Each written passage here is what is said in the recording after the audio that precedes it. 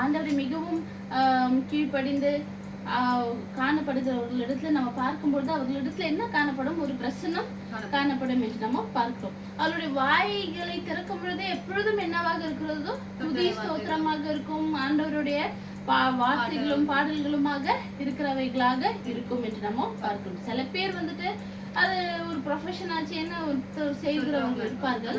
ஆனால் அது இல்லாமல் உண்மையாக ஆத்மால உண்மையாக இருக்கிறவர்கள் என்ன செய்வார்கள்? அவர்கள் வார்த்தைகள் எப்படியாக இருக்கிறோம்?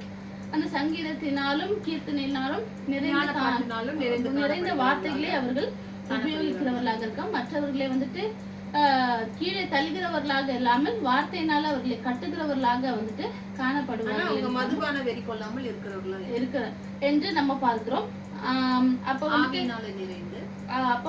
வந்துட்டு வார்த்தை வந்துட்டு மிகவும் முக்கியமான ஒரு காரியமாக இருக்குது. நம்ம பேசுகிற காரியம் நம்மளே பேசிக்கிறதாக இருக்கட்டும், மற்றவர்களிடத்துல பேசிக்கிறதாக இருக்கட்டும், நம்ம வந்துட்டு நம்மளுடைய வார்த்தைகள் எப்படியாக இருக்கும்? சங்கீதத்தினாலும் கீர்த்தனையினாலும் நிறைந்த ஒரு காரியங்களாக ஆண்டவர் எப்பொழுதும் போற்றிக்கொண்டு மற்றவர்களை உற்சாகப்படுத்துகிறவர்களாக நமக்குள்ள செயல்படும் என்று நம்ம பார்க்கிறோம். ரெண்டாவது நமக்குள்ள என்ன காணப்படும் என்று நம்ம பார்க்கும் பொழுது பாடல்களை பாடுகிறவர்களாக, அந்த கீர்த்தனைகள் அதுல வாசித்தீங்கள. அப்போ நம்ம எந்த விதமான ஒரு காரியங்களை செய்தாலும் நம்மளுடைய இருதயம் என்னவாக இருக்க வேண்டும்? எப்பொழுதும் ஆண்டவரை துதித்து கொண்டே இருக்கணும். நிறைய இடத்துல நம்ம பார்க்கும் பொழுது, இப்ப வீட்டுல இருக்கும் பொழுது கூட வேலைகளை செய்யும் பொழுது நம்ம என்ன செய்கிறோம்?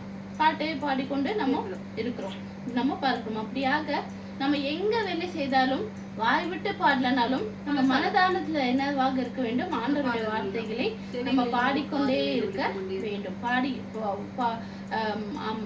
உள்ள நமக்குள்ள பரிசுத்தாவியானவர் இருக்கும் பொழுது இது எதுவுமே வந்துட்டு நம்ம ஃபோர்ஸ்ஃபுல்லாக செய்ய வேண்டிய ஒரு அவசியம் இல்லை. தானாவே வரும். தானா வரலன்னா நம்ம என்ன செய்ய வேண்டும்? அதை என்ன பிரச்சனை என்று நம்ம பார்த்து இருக்க வேண்டும். அப்ப ரெண்டாவது வந்துட்டு பாடுகிறவர்களாக நம்ம மாறுவோம் என்று பார்க்கிறோம். மூன்றாவது வந்துட்டு நமக்குள்ள என்ன காணப்படும் என்று பார்க்கும் பொழுது நன்றி நமக்குள்ள காணப்படும் என்று நம்ம பார்க்கிறோம். நம்ம வாழ்க்கையில எப்படியாக நம்ம சூழ்நிலைகள் காணப்பட்டாலும் நன்றியானது நம்மளுடைய வாழ்க்கையில எப்பொழுதும் வார்த்தையில நம்ம எப்பொழுதும் நமக்குள்ள இருக்கும். என்ன வந்தாலும் நன்றி ஐயான்னு வந்துட்டு நிறைய பேர் வந்துட்டு பார்த்துருப்பீங்கன்னா, எப்படி இருக்காருங்க, எப்படி இவ்வளவு விசுவாசமா இருக்காங்க. அதுதான் வந்துட்டு யாரோட செயலாக இருக்கிறது? பரிசுத்த ஆவியானவருடைய செயலாக. சில பேர்லாம் என்ன சூழ்நிலை வந்தாலும் அதே நல்லதோ கெட்டதோ எதுவாக இருந்தாலுமே எல்லாவற்றுக்கும் அவர்கள் என்ன செய்வார்கள்? நன்றி செல்வார்கள். அந்த நிறைய அந்த காலத்து நம்ம நிறைய பேர்களை பார்க்கும் பொழுது இக்கட்டான சூழ்நிலையில் இருக்கும் பொழுதுலும் என்ன செய்வார்கள்? நன்றி சொல்லுவார்கள் என்று நம்ம பார்க்கும். யோபு ஒரு எக்ஸாம்பிளாக இருக்கிறார் என்று நம்ம பார்க்கிறோம். அப்போ நன்றியானது நம்மளுடைய வாழ்க்கையில ஒரு டிஃபால்ட்டான ஒரு காரியமாகவே மாறிவிடும் பரிசுத்த ஆவியானவர் நமக்குள்ள இருக்கும் பொழுது. அப்போ நன்றி, அந்த நன்றின்னு சொல்கிற ஒரு காரியம் நமக்குள்ள காணப்படும். நான்காவது நம்ம வந்துட்டு பரிசுத்த ஆவியானவரே நமக்குள்ள இருக்கும் பொழுது நம்ம வந்துட்டு ஒருவருக்கொருவர் நம்ம வந்துட்டு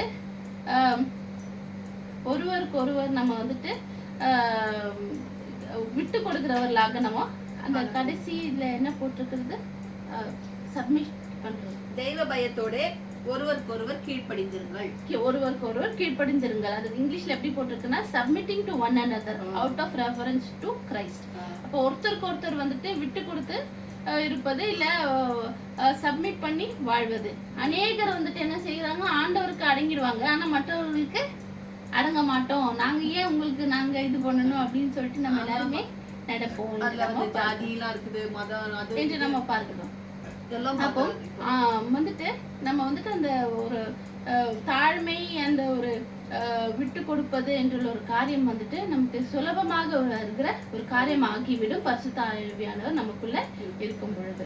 அப்போ இவைகள் எல்லாம் நமக்குள்ள என்ன 4 காரியங்கள் நான் சொல்லியிருந்தேன். முதலாவது நம்மளுடைய பேச்சு மாறும். ரெண்டாவது நம்ம வந்துட்டு எப்பொழுதும் ஆண்டவரை துதித்து கொண்டிருக்கிறவர்களாக நம்ம மாறுவோம். மூன்றாவது நன்றி உள்ளவர்களாக இருப்போம். நான்காவது ஆண்டவருக்கு மாத்திரமில்லை மற்றவர்களுக்கும் நமக்கு சப்மிட் பண்ணி வாழ்கிறவர்களாக நம்ம ஆண்டவர் வந்துட்டு பரிசுத்த ஆவியானவர் நம்மளை மாற்றுகிறவர்களாக இருப்பார். இதுதான் வந்துட்டு ஞானம் நிறைந்தவர்கள் செய்யக்கூடிய காரியமாகவும் இருக்கிறது என்று நம்ம பார்க்கிறோம். அப்போ நம்மளும் வந்துட்டு என்ன செய்ய வேண்டும்? நாமளே ஆராய்கிறவர்களாக நம்ம காணப்பட வேண்டும். இந்த காரியங்கள் எல்லாம் நமக்குள்ள காணப்படுகிறதா? உலக ஞானம் தேவைதான், இல்லைன்னு சொல்லல. உலகம் ஞானம் நமக்கு இருந்தா தான் நம்ம அநேக இடத்துல சர்வதேச போக முடியும். எது நன்மை எது தீமை, தீமைன்னு நமக்கு ஒரு விஷயம் தெரிந்தும் நம்ம வந்துட்டு அதுக்கு என்டர்டெயின் பண்ணி கொண்டு இருந்தோம்னா அப்போ வந்துட்டு அது வந்துட்டு மிகவும் கவலைக்குரியமான ஒரு காரியமாகும் என்று நம்ம பார்க்கிறோம். அதே நேரம் நம்ம ஆண்டவரிடத்துல கொடுத்து விட்டு, ஆண்டவரே எங்களை ஞானத்தால நிரப்புங்க, நமக்கு பிரியமில்லாத காரியத்தை எங்களிடத்துல இருந்து எடுத்து போடுங்க, அதை நாங்கள் விட்டு விடக்கூடிய கிருபையை தாங்க நம்ம கேட்கும் பொழுது ஆண்டவர் நமக்கு ஞானத்தை மாத்திரம் தருகிறவராக இருக்க மாட்டார், அந்த நமக்கு கேட்கக்கூடிய காரியத்திற்கு உதவி செய்கிறவராக, நமக்கு வந்துட்டு பலத்தை தருகிறவராக அவர் காணப்படுகிறார் என்று நம்ம பார்க்கிறோம். அப்போ உலக பிரகாரமான ஞானம் அல்ல, தெய்வீக ஞானத்தை உடையவர்களாக நம்ம செயல்பட வேண்டும். அதற்கு அதிகமான பிரயாசத்தை கொடுக்கிறவர்களாக நம்ம காணப்பட வேண்டும். கர்த்தர் இந்த நேரத்தை தந்ததற்காக அவருக்கு நன்றி செலுத்துகிறேன். ஆமென். ஹல்லேலூயா, ஹல்லேலூயா, ஹல்லேலூயா, ஹல்லேலூயா. ஸ்தோத்திரம் ஆண்டவரே, நன்றி இயேசுவே, நன்றி ஆவியானவரே, நன்றி பிதாவே. அப்பா உமக்கு நன்றி சொல்லும் ஒரு வாக்குத்தத்தங்களை வார்த்தைகளை நிறைவேற்றின தேவன் ஆண்டவரே. அப்பா என்ன நான் நினைப்பதற்கு எண்ணுவதற்கு வேண்டுவதற்கு மேலாக எங்கள் வாழ்க்கையில் அசைவாடுகிறவர். அப்பா ஞானத்தை குறித்து இந்த நாளிலே எங்களோடு பேசினவரே உமக்கு ஸ்தோத்திரம் ஆண்டவரே. ஆமா ஆண்டவரே, அப்பா நாங்கள் உம்முடைய பிள்ளைகளாய் நாங்கள் இருக்க வேண்டும் என்பதற்காக ஆண்டவரே. உலக பிரகாரமான ஞானம் அல்ல ஆமாண்டது, தேவனுக்குரிய ஞானம், ஆவிக்குரிய ஞானம். ஆமாண்டது தேவனை உடோடு நாங்கள் ஒன்றித்து வாழக்கூடிய ஞானத்தை எங்களுக்கு வெளிப்படுத்தினீர் ஆண்டது. ஞானம் என்பது என்ன என்பதை எங்களுக்கு தெளிவுபடுத்தின கிருபைக்காக உமக்கு நன்றி சொல்கிறோம் அப்பா. ஆமாண்டவரே, ஆகண்டவரே, ஆகியதான் ஆண்டவரே நாங்கள் பார்க்கிறோம் இந்த உலகத்திலே ஆமாண்டவர் அவர்கள் அப்பா சில ரத்தத்தை குறித்தும் சில குதிரைகளை குறித்தும் சில ஆமாண்டவர் அவளை ஆஸ்தி குறித்தும் அந்தஸ்தை குறித்தும் அழகை குறித்தும் படிப்பை குறித்தும் ஆமாண்டவரே ஆமாண்டவரே ஆமாண்டவரே அப்பா அவர்கள் சுகத்தை குறித்து அவர்கள் பலத்தை குறித்தும் மேன்மை பாராட்டுகிறாங்க. ஆனால் நாங்களோ கர்த்தராகிய இயேசு கிறிஸ்தை குறித்தே மேன்மை பாராட்டுகிறோம் என்பதை நாங்கள் அறிந்து கொண்டோம் ஆண்டவரே. ஏன்னா தேவனுடைய ஞானம் எங்களுக்கு தேவை ஆண்டவரே. இம்மைக்கும் மறுமைக்கு நாங்கள் சொந்தக்காரராக இருக்க வேண்டும் ஆண்டவரே. அல்லது ஞானம் இல்லாமல் அறிவில்லாமல் என் ஜனங்கள் சங்காரமாகிறார்கள் என்று சொன்ன வார்த்தையே அப்பா இந்த நேரத்திலே ஆண்டவரே ஆமாண்டவரே அறிவோடு நாங்கள் வளர எங்களுக்கு ஞானத்தை குறித்து வெளிப்படுத்தின தேவனே உமக்கு ஸ்தோத்திரம் ஆண்டவரே. ஞானம் எவ்வளவு முக்கியம் என்பதை நாங்கள் அறிந்து கொள்ள புரிந்து கொள்ள இந்த நேரத்தை எங்களுக்கு ஏற்படுத்தின தேவாதி தேவனே, ராஜாதி ராஜனே, இதை கேட்டுக்கொண்டிருக்கிற எல்லா குடும்பங்களுக்கும் எல்லா பிள்ளைகளுக்கும் எல்லா ஆமாண்டவரே ராஜாதி ராஜாக்களுக்கும் ஆண்டவரே எல்லா ஆண்டவரே மகா பிரபுக்களுக்கும் ஆண்டவரே எல்லா உலக சயின்டிஸ்டுகளுக்கும் தேவையானது ஒன்றே தேவ ஞானம் ஆண்டவரே. அந்த தேவ ஞானத்தில் எல்லாரும் வளரும்படியாய் நாங்கள் ஜெபிக்கிறோம் அப்பா. அல்லேலூயா. ஆகதான் உன்னதமானவரின் உயர் மறைவில் இருக்கிறவன் சர்வ வல்லவரின் நிழலில் தங்குவான், அது பரமசிலாக்கியமே. செட்டையின் கீழ் அடைக்கலம் புகவே தம் சிறகுகளால் மூடுவார். இயேசு செட்டையின் கீழ் அடைக்கலம் புகவே தம் சிறகுகளால் மூடுவார். உன்னதமானவரின் உயர் மறைவில் இருக்கிறவன் சர்வ வல்லவரின் நிழலில் தங்குவான், இது பரமசிலாக்கியமே. வல்லவரின் நிழலில் தங்குவான், இது பரமசிலாக்கியமே.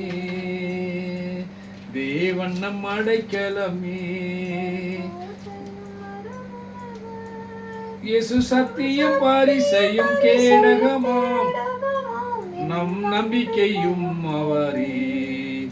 இயேசு சத்தியமும் பரிசையும் கேடகமாம், நம் நம்பிக்கையும் இயேசுவே. உன்னதமானவரின் உயர் மறைவில் இருக்கிறவன் சர்வ வல்லவரின் நிழலில் தங்குவான், இது பரமசிலாக்கியமே.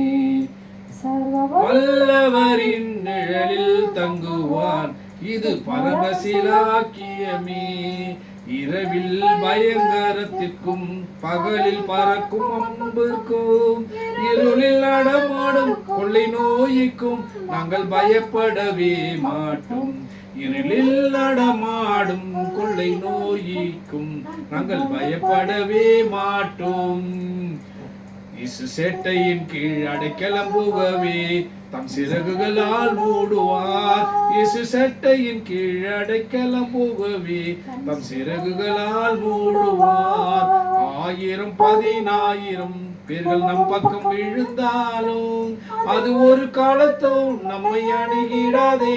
நம் இயேசு நம் தாவரமே, அது ஒரு காலத்தும் அணுகிடாதே. நம் இயேசு நம் தாவரமே.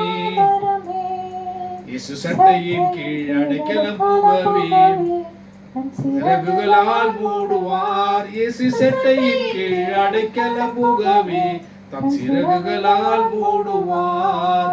இயேசு நம் அடைக்கலமே, ஒரு பொல்லாப்பு நம்மை சேருமோ? ஒரு வாதையும் நம் கூடாரத்தையே அணுகாமலே காத்திடுவார். ஒரு வாதையும் நம் கூடாரத்தையே அணுகாமலே காத்திடுவார். இயேசு சட்டையின் கீழ் அடைக்கலம் புகவே தம் சிறகுகளால் மூடுவார். இயேசு சட்டையின் கீழ் அடைக்கலம் புகவே தம் சிறகுகளால் மூடுவார். நம் வழிகளில் எல்லாம் நம்மை தூதர்களை கட்டளையிடுவார். நம் பாதம் கல்லில் இடராதபடி தங்கள் கரங்களில் ஏந்திடுவார். தம் பாதம் கல்லும் இடராதபடி தங்கள் கரங்களில் ஏந்திடுவார். இயேசு சட்டையின் கீழ் அடைக்கலம் புகவே தன் சிறகுகளால் மூடுவார். தன் சட்டையின் கீழ் அடைக்கலம் புகவே தம் சிறகுகளால் மூடுவார். ஆபத்தில் அவரை நாங்கள் நோக்கி கூப்பிடும் வேளையிலும் நம்மை தப்புவித்தே முற்றும் ரட்சிப்பாரே எங்கள் ஆத்தும இயேசு அவர். எங்களை தப்புவித்தே முற்று ரட்சிப்பாரே எங்கள் ஆத்தும இயேசு அவர். இயேசு சட்டையின் கீழ் அடைக்கலம் புகவே தம் சிறகுகளால் மூடுவார். இயேசு சட்டையின் கீழ் அடைக்கலம் புகவே தம் சிறகுகளால் மூடுவார். ஆமென், ஹல்லேலூயா. இயேசுவே ஞானம், இயேசுவே நமக்கு பலன், இயேசுவே நமக்கு அரண், இயேசுவே நமக்கு கோட்டை, இயேசுவே நமக்கு தஞ்சம், இயேசுவே நம்முடைய ஆபத்து காலத்தில் அணுகலாம், இயேசுவே நமக்கு இம்மைக்கு மறுமைக்கு சொந்தக்காரர். ஹல்லேலூயா. இயேசு எல்லாமல் ஒன்றும் உங்களால் செய்ய முடியாது. நான் உங்களிலும் நீங்கள் என்னிலும் இருந்தால் மிகுந்த கனிகளை கொடுப்பீர்கள் என்று சொன்னார். ஏனென்றால் இயேசு எல்லாமல் ஒருவனும் பரலோகத்தில் பிரவேசிப்பதில்லை என்பதை நாங்கள் அறிந்திருக்கிறோம். இயேசுவே வழி, இயேசுவே சக்தி, இயேசுவே ஜீவனாய் இருக்கிறார். ஆகையால் இயேசுவை சொந்த இரட்சகராக ஏற்றுக்கொண்டு இயேசுவின் பிள்ளைகளாய் மாறும்படியாய் இயேசு அழைக்கிறார். ஹல்லேலூயா. அதுதான் ஆண்டவரே ஞானம். ஆண்டவரே, இந்த உலகத்தில் பிரகாரமுள்ள ஞானம் அல்ல, தேவ ஞானம் நமக்கு தேவை. அதனால் இயேசு கிறிஸ்து சொந்த இரட்சகராக ஏற்றுக்கொண்ட பிள்ளைகளுக்கு அத்தனை பேர்களுக்கு தேவ ஞானம் கிடைக்கும். நிச்சயம் முடிவு நம்பிக்கை உண்டாயிருக்கும். ஹல்லேலூயா. அது மிகுந்த சமாதானத்தை உண்டு பண்ணும். ஹல்லேலூயா, ஹல்லேலூயா. ஆமாண்டவரே, ஹல்லேலூயா, ஹல்லேலூயா, ஹல்லேலூயா, ஹல்லேலூயா. அப்பா, நீர் கொடுத்த இந்த வார்த்தைக்காக ஸ்தோத்திரம். இப்படி ஏக்கத்தை நோக்க திட்டத்தை எங்கள் வாழ்க்கை நிறைவேற்ற மகிழ்ந்து கலைக்கிறோம். இயேசு கிறிஸ்து நாமத்தில் கேட்கிறோம் ஜீவனுள்ள பிதாவே. ஆமென், ஆமென், ஆமென், ஆமென், ஆமென், ஆமென். ஹல்லேலூயா.